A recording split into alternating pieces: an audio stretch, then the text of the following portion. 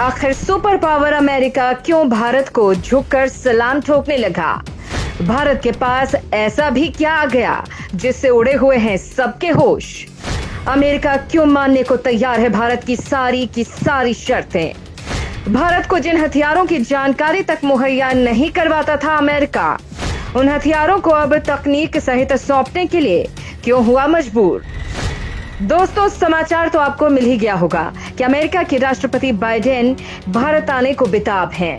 खुद अमेरिका ने कहा है कि भारत यूएस के रिश्तों के लिए एक बड़ा साल होगा 2024 और सितंबर में बाइडेन भारत आने को बेताब हैं।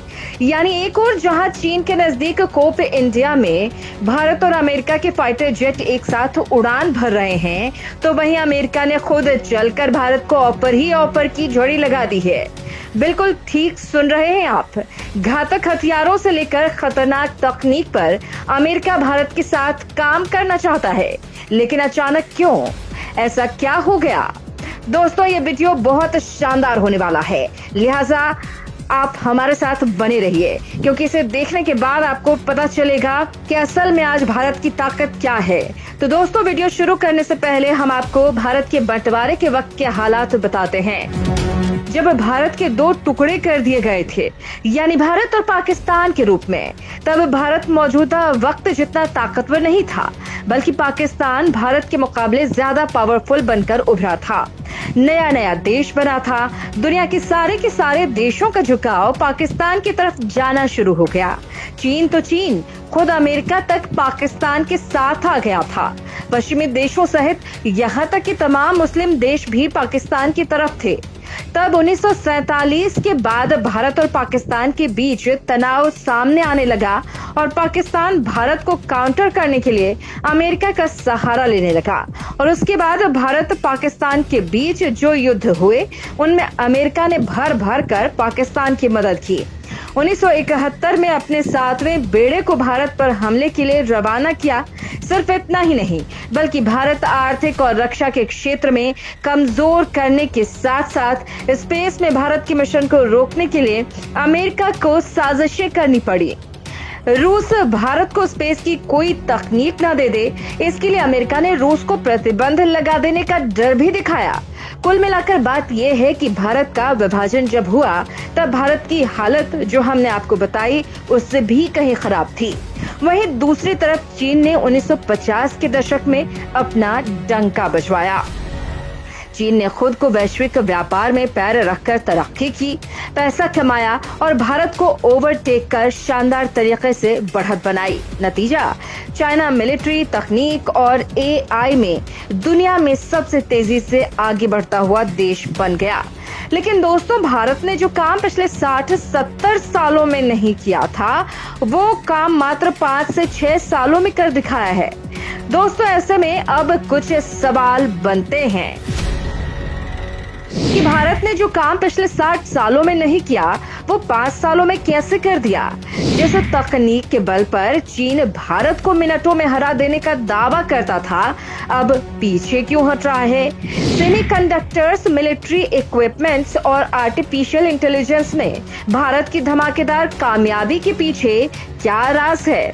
आखिर ऐसी क्या बात है कि राष्ट्रपति जो बाइडेन मोदी से भारत में फेस टू फेस मिलने को बेताब है? आखिर भारत के पास मिलिट्री वेपन्स की ऐसी तकनीक कहां से आई जिसे किसी भी कीमत पर अमेरिका पाना चाहता है? जिन हथियारों को किसी भी देश को नहीं देता है अमेरिका, भारत को उनकी तकनीक ट्रांसफर पर कैसे हो गया राजी? और वो कौन सी 10 ऐसी गेम चेंजर टेक्नोलॉजी हैं जो भारत को आने वाले दिनों में बड़ी महाशक्ति के रूप में तब्दील कर देंगी? दोस्तों, इन सवालों के जवाब हम आपको देने वाले हैं, लेकिन उससे पहले आप जान लीजिए कि पिछले साल मोदी और बाइडेन आमने सामने मिले थे और उसके बाद अमेरिका ने 30 जनवरी को रातों रात भारतीय एनएसए डोवाल को अपने यहाँ बुलावा भेजा था। और तभी से ये बात घूमने लगी थी कि वो कौन सी खिचड़ी है जो अब पकने लगी है। भारत के पास ऐसी कौन सी जादुई छड़ी हाथ लग गई है जिसकी वजह से अमेरिका ने भारत के साथ सब कुछ शेयर करने की तैयारी कर ली है और वो इस वक्त की 10 गेम चेंजर टेक्नोलॉजी सौंपने के लिए तैयार हो गया। तो दोस्तों, इस मामले में सबसे पहले बात करते हैं स्पेस सेक्टर की। दुनिया का चौधरी यानी अमेरिका अपने स्पेस प्रोग्राम को लॉन्च करने के लिए बजट की परवाह नहीं करता है। जितना खर्च होना चाहिए उससे 10-20 गुना वो उड़ाता है ताकि मिशन ज्यादा तगड़ा लगे। ये एक सच्चाई है। आप कहेंगे ये भी कभी होता है क्या? तो इसका एक ही जवाब है, भारत का इसरो। इसरो ने स्पेस प्रोग्राम लॉन्च की पूरी कहानी ही पलट दी है। आप पूछेंगे कब? तो इसकी शुरुआत हुई इसरो के मंगलयान से, जब भारत ने अपने पहले ही प्रयास में मंगल पर अपना मंगलयान भेज दिया, वो भी सिर्फ 454 करोड़ रुपए में। इतने कम बजट में हॉलीवुड की फिल्में नहीं बनती हैं और आजकल तो बॉलीवुड की भी नहीं बनती हैं। इससे पहले इसरो के एक और सफल मिशन ने नासा के कान खड़े कर दिए। इसरो के इस पहले और सफल मिशन ने नासा के कान खड़े कर दिए। इतने कम बजट में और पहले ही प्रयास में यान सीधा मंगल ग्रह पर, ये कैसे हुआ? बस यहाँ से नासा ने इसरो को इम्पोर्टेंस देना शुरू कर दिया। आखिर ऐसी क्या तकनीक है भारत के पास कि पहले ही झटके में मिशन सफल हो जाते हैं? और दोस्तों, अब ये स्पेस वाला मार्केट 600 अरब का होने जा रहा है, जिसमें भारत तेजी से दबदबा बनाता जा रहा है। वहीं दोस्तों, दूसरी तरफ पीएम मोदी ने आत्मनिर्भर भारत पहल के तहत और सबसे ज्यादा तो रूस यूक्रेन युद्ध के बाद अपनी खुद की तकनीक से ही हथियारों को बनाने का फैसला किया और सिर्फ 1 साल में भारत में स्वदेशीकरण के झंडे गाड़ दिए हैं। भारत ने न सिर्फ हथियार बनाए बल्कि इनका निर्यात भी करना शुरू कर दिया। यानी जहां भारत ने 2016-17 में सिर्फ 1521.91 करोड़ रुपए के हथियार बनाकर बेचे, वहीं 5 साल में भारत ने 2021-22 में 13,000 करोड़ रुपए के हथियारों का निर्यात यानी एक्सपोर्ट किया और मोदी सरकार का टारगेट 2023-24 में इसे 35,000 करोड़ रुपए तक पहुंचाने का है। सबसे कमाल की बात तो ये है कि भारत ने अपनी तकनीक से जिन भारतीय हथियारों को अजेय बनाया, उनकी सबसे ज्यादा दुनिया में डिमांड रही है और उनमें सबसे ज्यादा demand Tejas fighter jet, supersonic missile BrahMos, Agni और Prithvi missile, Pinaka rocket launcher, Akash Astra और नाग मिसाइल, ध्रुव प्रचंड हेलीकॉप्टर और अर्जुन टैंक की है। इन हथियारों को लेकर दुनिया भारत को प्री ऑर्डर तक दे रही है और भारत के हथियार खरीदने वाले देशों में अमेरिका और फ्रांस जैसे देश तक शामिल हैं। साथ ही भारत के बाकी के हथियार खरीदने के लिए नाटो के सभी सदस्य देश, जिसमें 30 देश शामिल हैं, वो सब के सब भारत के बने हथियार खरीदने के लिए ऑर्डर दे रहे हैं। स्पेस और डिफेंस के बाद जो तीसरी चीज है वो है तेल और गैस को लेकर भारत की जबरदस्त रणनीति। रूस यूक्रेन युद्ध के साथ ही गैस और तेल को लेकर पश्चिमी देशों ने रूस को बर्बाद करने के लिए प्रतिबंध लगाने शुरू कर दिए। अमेरिका ने कई देशों को रूस से तेल और गैस खरीदने पर बैन ठोकने की धमकियां देना शुरू कर दिया। भारत भी उनमें से एक देश था, लेकिन मौजूदा भारत किसी के बाप से नहीं डरता, न चीन, न अमेरिका और न ही किसी और देश से। लिहाजा मोदी सरकार ने तगड़ा गेम खेला और खाड़ी देश और जो तेल उत्पादक देश थे, जो तेल की कीमतों पर मनमानी करते थे, उनको धता बताकर रूस से तेल खरीदना शुरू कर दिया, वो भी बेहिसाब तेल। नतीजा, अमेरिका के बैन धरे के धरे रह गए।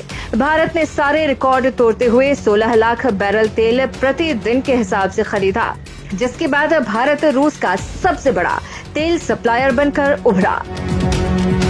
दोस्तों, चौथा पॉइंट है भारत की एआई टेक्नोलॉजी यानी आर्टिफिशियल इंटेलिजेंस तकनीक, जिसमें अब तक चीन अमेरिका को टक्कर देते हुए भारत से आगे था, लेकिन हाल के कुछ समय से भारत ने इस क्षेत्र में कमाल की तरक्की की है और एआई तकनीक से लैस कई हथियारों को इजाद किया है। और यही कारण है कि अमेरिका भारत के साथ उन 10 तकनीकों पर काम करने के लिए उतावला हो रहा है जो भारत को सुपर महाशक्ति बना सकते हैं, जिनके कारण खुद अमेरिका दुनिया में धाक जमाता है। और यही कारण है कि बाइडेन और मोदी के बीच मई 2022 में जापान में इन 10 तकनीकों पर काम करने के लिए निकट भविष्य में डील करने के लिए कहा था, जिसके बाद भारत के एनएसए यानी अजीत डोभाल को अमेरिका ने 30 जनवरी 2023 को बुलाया, जिसमें वो भारत के साथ मिलकर चीन को चुनौती देने के लिए सेमीकंडक्टर्स, मिलिट्री इक्विपमेंट्स और आर्टिफिशियल इंटेलिजेंस पर काम करने की प्लानिंग बना डाली। दोस्तों, मोदी सरकार ने क्वांटम कंप्यूटिंग के लिए भी हाल ही में 6,300 करोड़ से ज्यादा का बजट जारी कर दिया है। और दोस्तों, अब अमेरिका भारत के साथ मिलकर इन सभी तकनीक पर काम करना चाहता है, जिसमें advanced engineering materials, gas turbine engine technology, advanced manufacturing, network sensing and signature management, परमाणु ऊर्जा technology, artificial intelligence, autonomous systems and robotics, biotechnologies और communication and networking technology, directed energy जैसे लेजर हथियार, financial technology, human machine interface, hypersonic technology, renewable energy, space technology and systems और semiconductor, microelectronics। दोस्तों, भारत के लिए ये सभी विश्व की ऐसी 10 संवेदनशील और गेम चेंजर टेक्नोलॉजी के दरवाजे खुल गए हैं, जो स्ट्रैटेजिक विजन से हर मामले में बेजोड़ हैं, जिनका कोई जवाब नहीं। इन सभी तकनीकों पर काम करने के लिए अब बाइडेन भारत आने के लिए बेताब है। दोस्तों, इसको लेकर भारत अमेरिका से initiative on critical and emerging technology यानी ICET डील कर रहा है।